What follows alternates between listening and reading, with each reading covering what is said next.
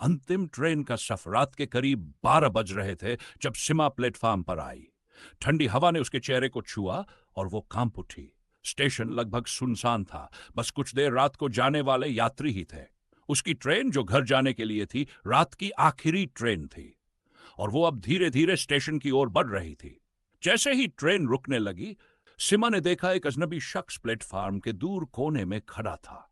वो अंधेरे में घुंसा हुआ था, चेहरा नजर नहीं आ रहा था, लेकिन उसकी आंखें पूरी तरह से ट्रेंजवी हुई थी। उस अजनबी की नजरें इतनी तीव्र थी जैसे वो किसी चीज का इंतजार कर रहा हो। सिमा ने खुद को समझाया, बस कुछ नहीं, शायद कोई रास्ता भटक गया है, और वो अपनी सीट पर बैठ गई, खिड़की से बाहर देखती हुई। फिर भी वो अजनबी की छवि उसकी आंखों में कहीं गहरी बैठ गई थी। जैसे ही ट्रेन हिली, वो एक बार फिर से पलट कर देखा और उसकी निगाहें फिर से उस अजनबी पर पड़ गई। लेकिन तब ट्रेन अगले स्टेशन पर पहुंचने वाली थी। ट्रेन के अंदर अचानक खामोशी छा गई, जैसे समय खुद रुक गया हो। लाइट्स छपने लगी और सिमा की धड़कन तेज हो गई। फिर कंडक्टर की आवाज गूंज उठी, अगला स्टेशन अंतिम है, कृपया अपना सामान चेक करें। सिमा ने चौंक कर बाहर देखा। यह स्टेशन, यह उसका घर नहीं था।